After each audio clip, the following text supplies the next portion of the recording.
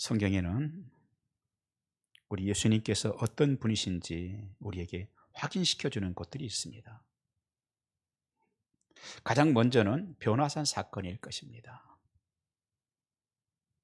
예수님께서 베드로와 요한과 야고보를 데리고 산에 올라가셔서 기도를 하셨죠. 기도하시는 중에 예수님의 모습이 밝은 빛 가운데 호련히 변화하셨습니다.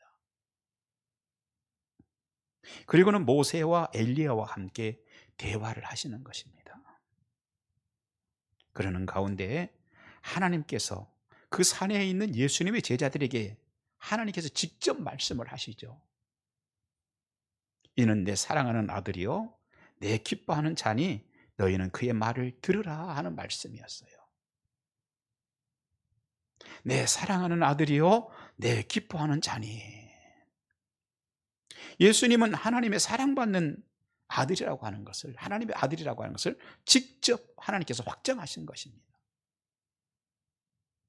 예수님이 어떤 분이신지에 대해서 빌립보서 2장 6절에서는요 예수님은 하나님의 본체이시다 그랬습니다. 자,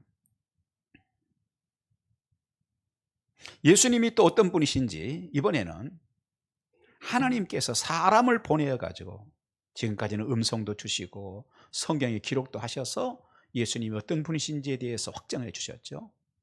근데 그걸로 끝나지 않고 사람을 보내어 가지고 확인해 주시는 것도 있어요.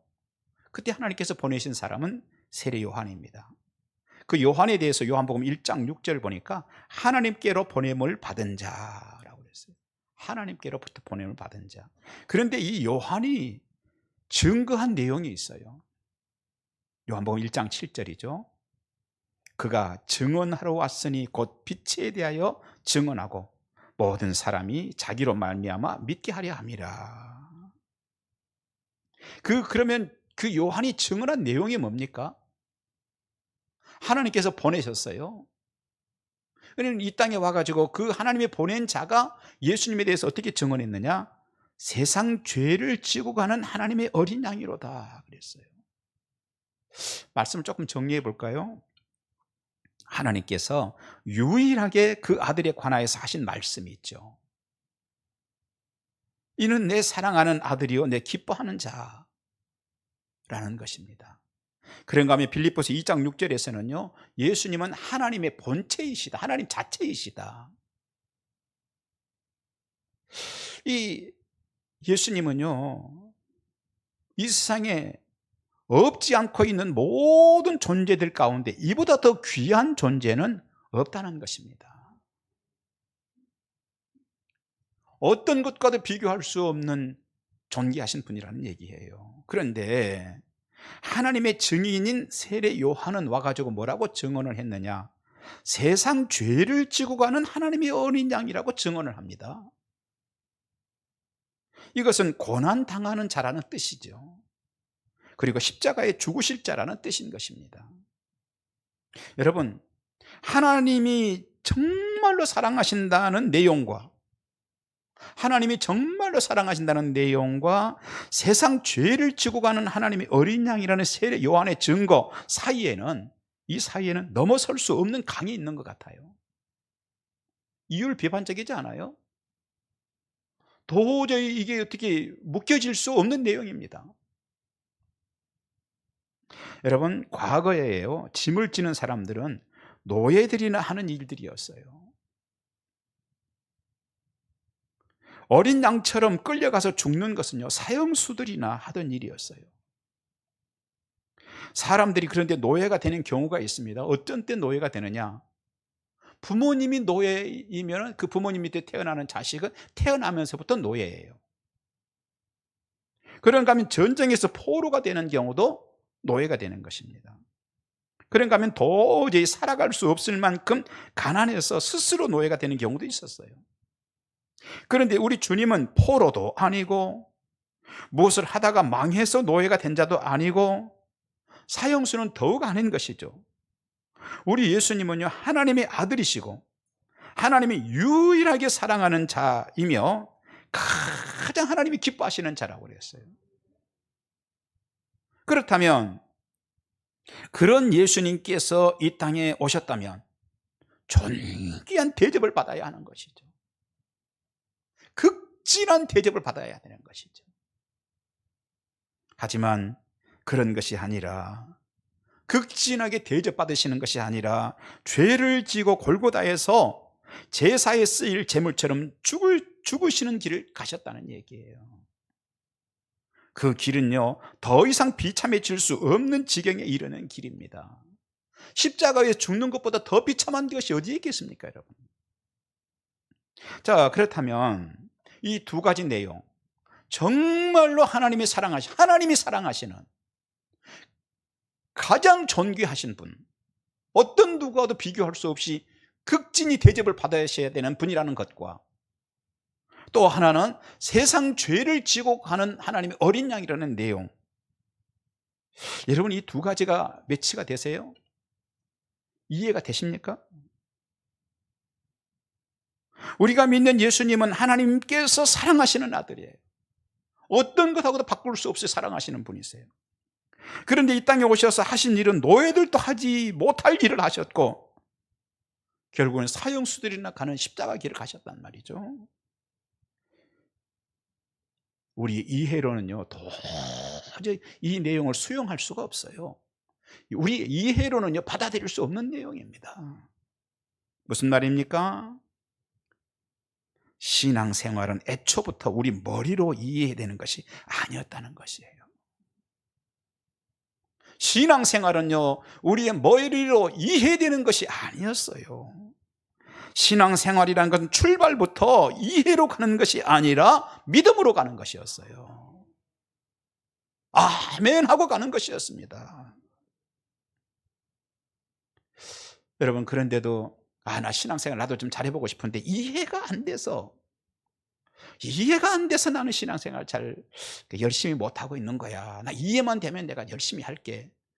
여러분, 신앙생활을 이해해버리면요, 그건 하나님 수준이에요. 하나님하고 동급 돼야 이해될 겁니다.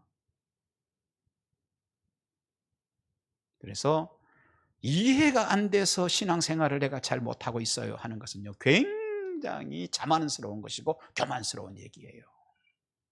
신앙생활은요, 어떻게 하는 거, 이해로 하는 것이 아니라 믿음으로 받아들여서 하는 거란 말이에요. 여러분, 어떻게 이해가 되십니까? 하나님의 그 존귀한, 가장 존귀하고 가장 귀하신 분, 하나님의 가장 기뻐하시는 분이 세상 죄를 지고 간다는 게 어떻게 이해가 되세요?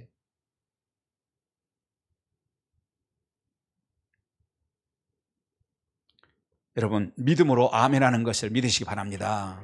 이게 신앙생활입니다. 그런데도 이해로 하는 신앙생활을 하려고 하면, 그럼에도 불구하고 이해가 되어야 나는 할 거예요 라는 이해를 기반으로 하는 신앙생활을 하려고 하면은 어떻게 됩니까? 나의 죄짐을 지고 가신 주님과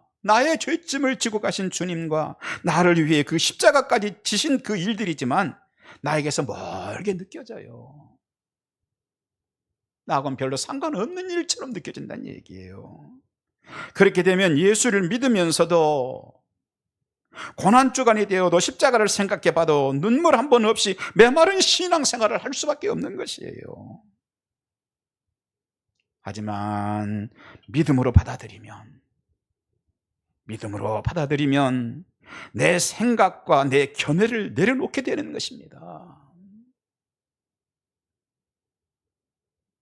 살아온 길을 내 스스로 뒤돌아볼 때 죄밖에는 남는 것이 없어서 자격 없는 자들에게 하나님이 값없이 거둬주시는 은혜가 나에게도 부어지는 것입니다. 여러분, 오늘 여러분 결정하십시오. 신앙생활을 좀 잘하고 싶은데 이해가 안 돼서 내가 이해되면 잘할 거야. 내려놓으십시오. 이해가 돼서 가는 것은 과학이고 수학이에요.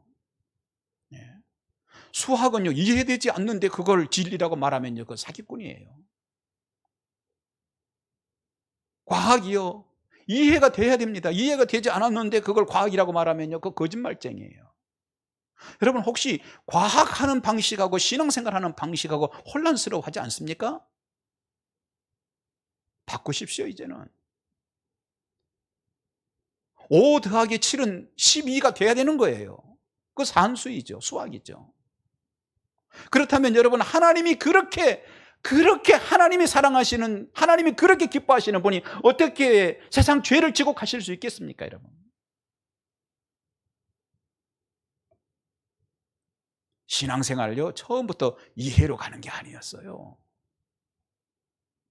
믿음으로 가는 것입니다. 저는요,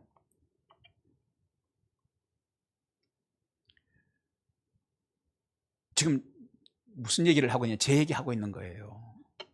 제가 그랬어요. 어릴 때, 젊었을 때까지만 해도요, 한동안 예수님 신앙생활 잘 안 하고 온 집안이 다 예수를 진실하게 믿었지만 저는 망아지처럼 들고 뛰었잖아요. 신앙생활 안 하고. 그랬던 이유가 뭐냐? 이해가 잘 안 되는 거예요. 그런데 이해의 신앙이 아니라 믿음의 신앙으로 돌아서니까, 이해의 신앙이 아니라 믿음의 신앙으로 돌아서니까 하나님의 은혜를 발견하게 되고, 감동이 있고 눈물이 있고 인생을 바꾸는 계기가 되고, 주를 위해서 나의 삶을 드리겠다는 결심을 하게 되고, 오늘도 주님 앞에 쓰임받는 것이 기쁨이고 감사함이고 그렇게 되더라고요. 여러분, 우리를 위해서 그 길을 가신 주님이 어떤 분이신가요? 조금 더 살펴볼까요? 시편 104편 24절 보니까, 주께서 지혜로 그들을 다 지으셨으니 주께서 지으신 것들이 땅에 가득하니이다. 여기서 주께서란요, 예수님 말하고 있는 거예요. 요한복음 1장에 보니까요, 모든 만물이 그로 말미암아 지은 바 되었으되 하나도 그가 없이는 된 것이 없느니라. 여기서 말하는 그라는 얘기는 예수님 말하고 있는 것입니다. 그러니까 예수님이 지혜로 모든 것들을 다 지으셨어요. 지으신 것들이 땅에 가득하다는 얘기예요. 누가 지으셨어요? 예수님이 지으셨어요. 다시 말해서 모든 것을 지으셨다는 얘기는 그만큼 부유하시다는 얘기예요. 역대상 29장 11절 보니까, 여호와여 위대하심과 권능과 영광과 승리와 위엄이 다 주께 속하여 싸우니 천지에 있는 것이 다 주의 것이로소이다. 부유하신 분이세요. 우리 주님은 노예도 아니고 사형수도 아닙니다. 그런데 저와 여러분의 죄를 지고 가셨다는 거예요. 우리 주님이 어떤 분이십니까? 조금 더 살펴볼까요? 요한복음 16장 33절 보니까, 내가 세상을 이기었노라. 세상을 이기신 분이세요. 우리 주님은요, 예수님은 가난한 자도 아니요 패배하는 자는 더욱 아니요, 그런데 노예들도 가지 않고 사형수들이나 가는 그 길을, 골고다를 올라가셨어요. 그 원인이 무엇입니까? 왜 그렇게 하셨습니까? 고린도후서 8장 9절 보니까, 우리 주 예수 그리스도의, 같이 한번 읽어볼까요? 시작. 우리 주 예수 그리스도의 은혜를 너희가 알거니와 부유하신 자로서 너희를 위하여 가난하게 되심은 그의 가난함으로 말미암아 너희를 부유하게 하려 하심이니라. 아멘. 아멘. 우리 주님의 의, 우리 주님은 의로우신 분이세요. 우리 주님의 의와 우리의 죄를 바꿔주시기 위해서 골고다로 올라가신 거예요. 믿습니까, 여러분? 죄는 우리가 지었는데 누가 지어요? 내가 지었는데, 우리를 사랑하시는 부유하신 아버지께서 오셔가지고 죄값을 대신 갚아주시기 위해서, 죄의 싹은 뭐라고 그랬어요? 사망이라고 그래요. 사망의 값을 대신 갚아주시기 위해서 십자가를 지시고 우리의 죄를 갚아주셨다는 얘기예요. 죄인들인 우리에게 천국을 가지는 부요를 주시기 위해서 오셔서 고난을 당하시고 십자가를 지신 것입니다. 질병 가운데 가장 고약한 병이 암이라고 그러는데, 여러분, 암으로 고생하는 자들에게 건강하게 노임받는 부요를 주시기 위해서, 할렐루야, 주님께서 오셔서 고난을 당하시고 십자가를 지었다는 것을 믿으시기 바랍니다. 노임받으시기 바랍니다. 실패하고 절망하는 우리에게 부요하시고 승리하신 주님을 다시 붙들고 일어설 기회를 주시기 위해서 주님께서 오셔서 고난을 당하시고 십자가를 지셨어요. 여러분, 이거요, 이해로 가는 것입니까? 이해가 안 돼요. 이 사실은요, 이해로 가는 게 아니라 믿음으로 가는 거예요. 믿음으로, 아멘, 주님 다 주님 믿습니다. 다시 일어서겠습니다. 다시 힘을 얻겠습니다. 다시 주님을 바라보겠습니다. 하나님께서 그렇게 사랑하셨던 우리 주 예수께서 우리에게 주신 하나님의 은혜 방식이 이런 것입니다. 그 은혜의 대상인 너희라는 말씀에 오늘 저도 포함되고 여러분도 포함되는 걸 믿습니다. 너희라는 그 대상에 여러분도 포함되는 것을 이해하지 마시고 믿음으로 받으시기 바랍니다. 주님은 낙심하고 절망하는 성도들에게 다시 일어나 고개를 드는 부여를 주시기 위해서, 할렐루야, 여기에 우리의 눈물이 있어요. 이것을 아멘으로 받는 것이 신앙의 시작인 것입니다. 그런 가운데 함께 생각해 보고자 하는 말씀이 있습니다. 세례 요한이 증언한 세상 죄를 지고 가는 이라는 말씀, 조금 더 생각해 보십시다. 이 말씀은 현재 진행형입니다. 과거에 지고 끝난 것이 아닙니다. 현재도 주님이 십자가를 지고 가시는 것이라는 것이에요.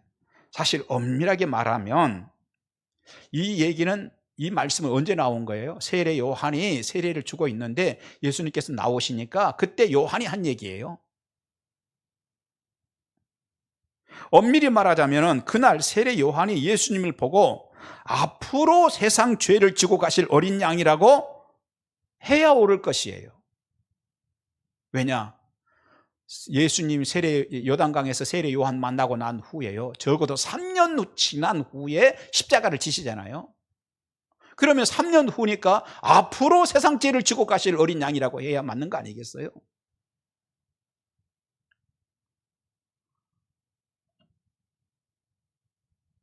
그런데 요한은 그렇게 기록하지 않았어요.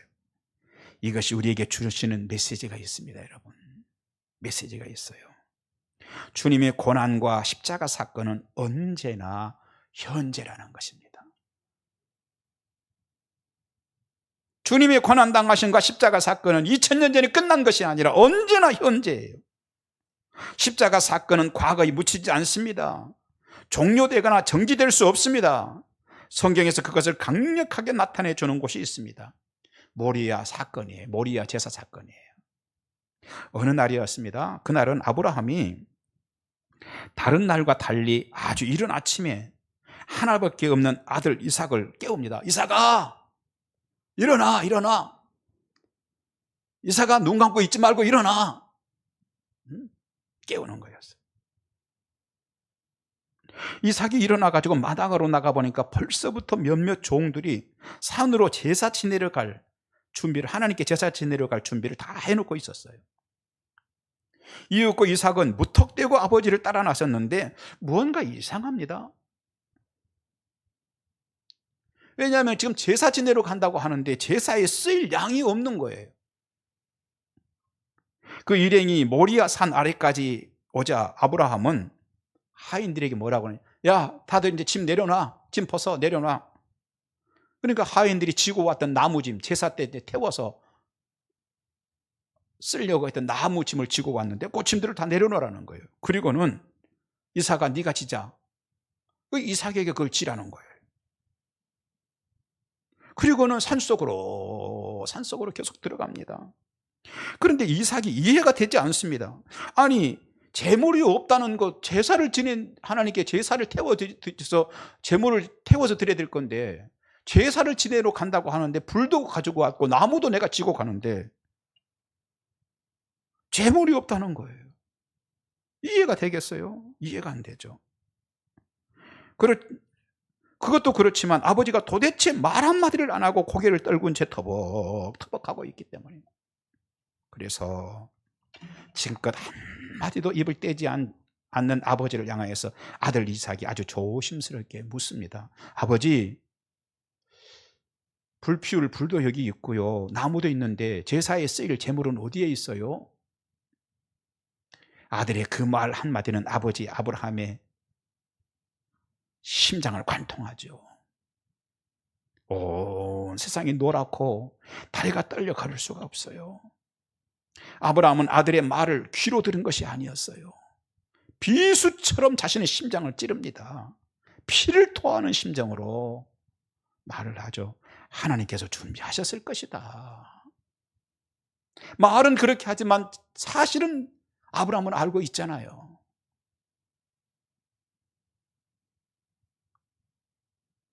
그러니 자신이 무슨 말을 아들에게 했는지 그저 온몸이 떨릴 뿐입니다. 이윽고 두 사람은 모리아 산 번제단 앞에 섰습니다. 그리고 100살이 훨씬 넘은 노인이 20살쯤 된 아들의 손발을 결박하려고 하자 눈치 빠른 아들이 이미 모든 상황을 알아차렸는지 반항할 생각을 하지 않고 순순히 손을 내밀고 있습니다. 아버지가 칼을 들어 아들의 심장에 막 꽂으려 하는데 아들이 마지막으로 아버지의 얼굴을 보기 위해서 눈을 떴습니다. 그 순간 아버지와 아들의 시선이 딱 마주쳤습니다. 두 사람의 눈에는 눈물이 가득하죠. 그때 하늘에서 아브라함아 아브라함아 너의 독자 아들 이삭을 해치지 말라. 내가 그 아들을 대신하여 이미 산양을 준비하였느니라. 여러분, 그 일이 있은 후 5년쯤 지났어요. 5년쯤 지났습니다. 그래도 아버지에게 그때 그 사건은 과거에 하고 묻혀버린 사건은 아니에요. 그거는 그 일은요 오늘의 일이에요. 현재의 일이죠. 이 사건이 있은 지 10년쯤 지났어요. 이제 시간이 꽤 지났기 때문에 그날 그 산에서 눈물이 가득한 두 눈을 뜨고 마지막으로 자신을 바라보던 그 아들의 눈동자를 옛날에 있었던 일이 하고 묻어버린다면 그는요 아버지도 아니에요. 그럴 수는 없는 것이죠. 그때 아들의 눈물 젖은 두 눈동자는 아브라함이 세상을 떠나며 눈을 감아야 잊혀지는 것이지 그 전에는 언제나 현재로 남는 거예요. 현재로. 그 눈동자 그 눈물은 아버지의 마음에 언제든지 살아있는 거예요. 이게요. 이것이죠. 이것입니다. 이것이 십자가 사건이고 십자가의 현재성입니다. 여러분. 예수님의 고난과 십자가는 누구에게나 그리고 언제나 현재 진행형입니다. 현재 진행형이에요. 100년 전 할아버지들이 주님의 십자가 사건이 현재 진행형으로 그들의 마음속에서 일어나가지고 주님이 나 같은 걸 위해 죽으셨어 하는 감격과 감사로 죄 용서받고 그 십자가 의지하고 구원받았어요. 그러면 그 할아버지가 낳은 아들도 어떻게 해요? 십자가 사건이 그의 마음과 인생 가운데서 현재 진행형으로 살아나는 거예요. 그 아들도. 우리 아버지에게 하셨겠지. 과거 일이지. 끝나지 않고 그 십자가 사건이 또 이 아들에게도 현재로 일어나는 거예요. 그래서 보라 세상 죄를 지고 가셨던 하나님의 어린 양이로다가 아니라 보라 세상 죄를 지고 가는 하나님의 어린 양이로다. 이 내용으로 가슴에 살아나는 것입니다. 여러분. 할아버지가 아들을 낳은 지 오랜 세월이 지나서 이번에는 손자를 낳았어요. 그런데 그 손자 역시 십자가 사건의 현재성에서 제외되지 않습니다. 손자도 십자가를 지고 가셨던 주님이 아니라 십자가를 지고 가시는 주님으로 가슴에 남는 것입니다. 그뿐 아닙니다. 이 현재성은요 세대를 초월할 뿐 아니라 내 개인의 인생에서도 내 평생 가는 것입니다. 어떤 경우는 부흥회를 한다든지 하면은 막 그냥 은혜를 많이 받아가지고 주님이 나를 위해 죽으신 거 맞아요 그런데 뜨거웠는데 부흥회 마친 지 한 3년쯤 되면은 벌써 식어져 가지고 주님이 나 위해 죽으신 게 맞는 건지 조금 잘 여러분 부흥회를 한다든지 하는 때만 그때만 주님이 나를 위해 죽으신 것으로 한정되는 게 아니라는 것입니다.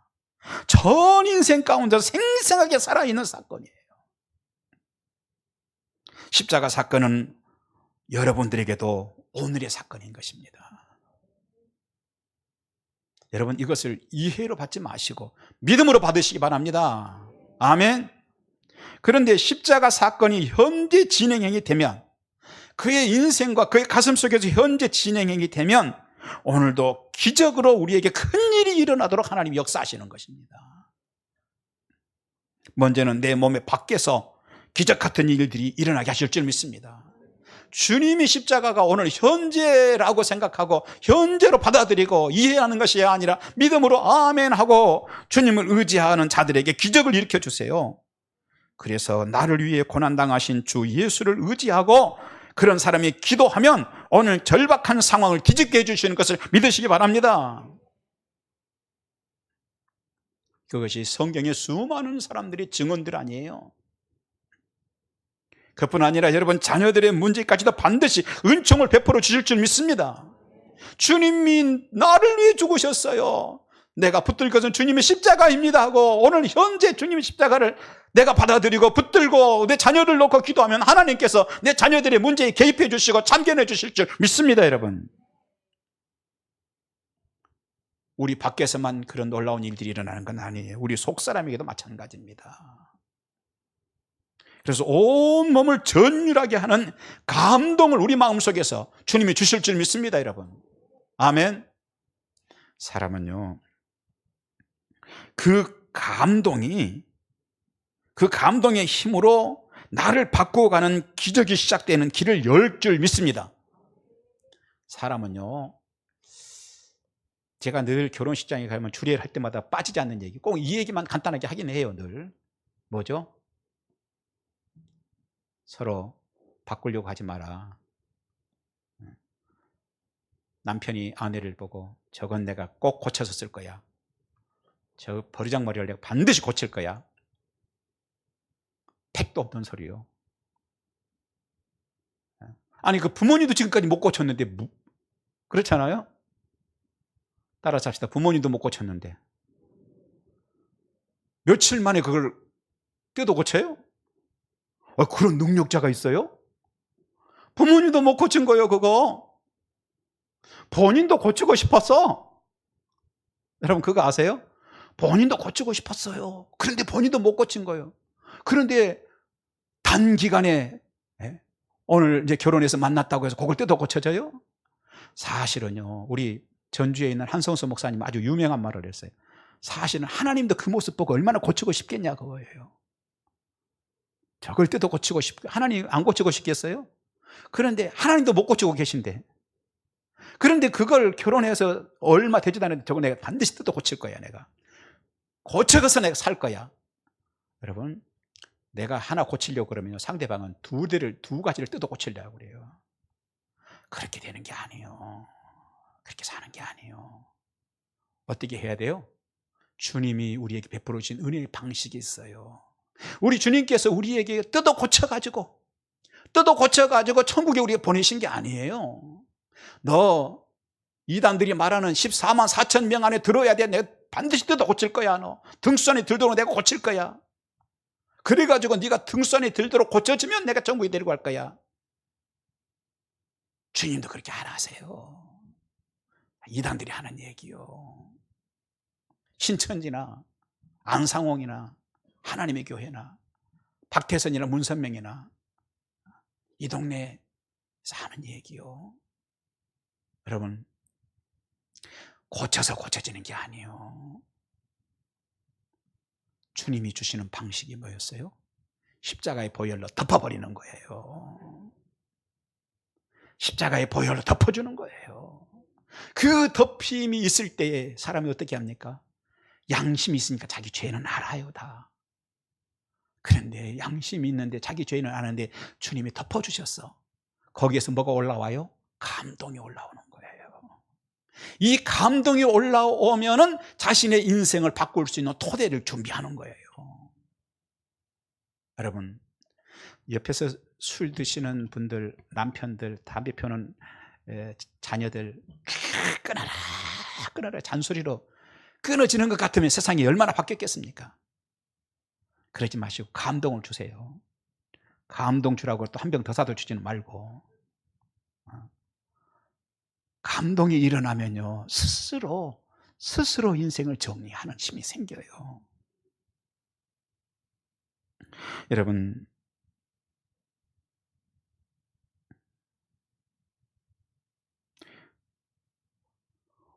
오늘 현재 내 앞에 있는 십자가, 주님이 나를 위해 세상 죄를 지고 가버리신 주님이 아니라, 지고 가실 주님이 아니라 지고 가시는 주님이신 것을 보는, 주님의 그 고난을 보는, 그 십자가를 보는 눈이 열린 자들에게 하나님께서 은혜를 주시는데, 나 밖에서 역사를 일으키는 놀라운 기적을 주시고 내 속에서도 은혜를 주시는데, 내 속에서 감동이 일어나도록 해서 먼저는 내 자신을 바꾸는 힘을 주신다 이 말이에요.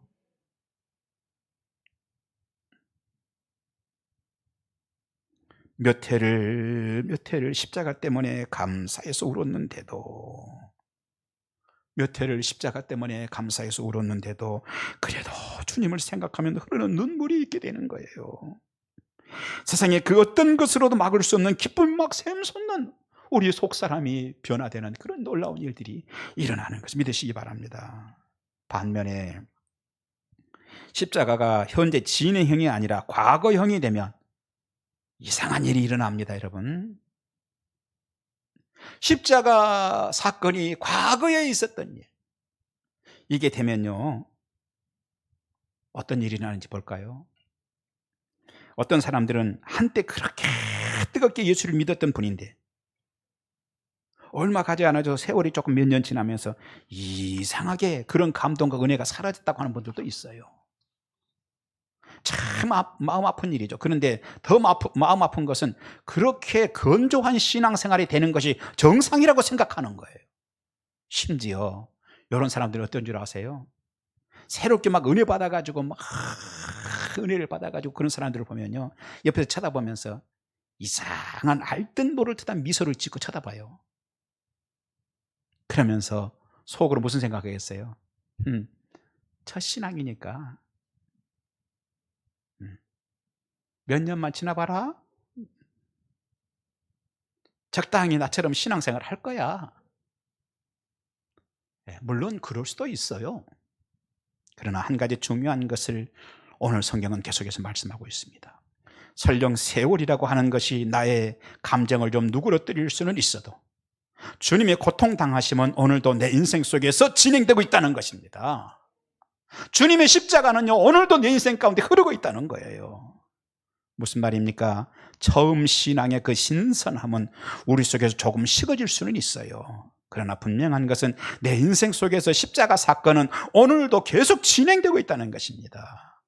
오늘도 부요하신 분으로 가난하게 되심은 우리의 부요를 위함이라는 말씀은 살아있는 하나님의 말씀으로 우리에게 역사를 일으키는 줄 믿으시기 바랍니다. 마지막으로 내가 목마르다 하시며 고개를 떨구시던 주님의 축 늘어진 몸과 엘리 엘리 라마 사박다니 하시던 그 목소리는 우리의 심령에 영원히 울림이 되어야 할 줄 믿습니다. 기도하겠습니다. 주여, 우리 같은 자들을 위해서 고난을 당하시다니요, 그 은혜에 감동하게 하시고 잊지 않게 하시고 이해하려고 하지 않게 하시고 믿음으로 받게 하셔서 우리의 인생도 가정도 변화받는 축복이 있게 하여 주옵소서. 천국이 내 것이 되는 축복이 임하는 저희들 되게 하시고 이 땅에서도 그 주님 붙들고 실패 중에도 다시 일어설 수 있는 힘을 공급받는 복된 날이 되게 하여 주옵소서. 예수님 이름으로 기도합니다. 아멘.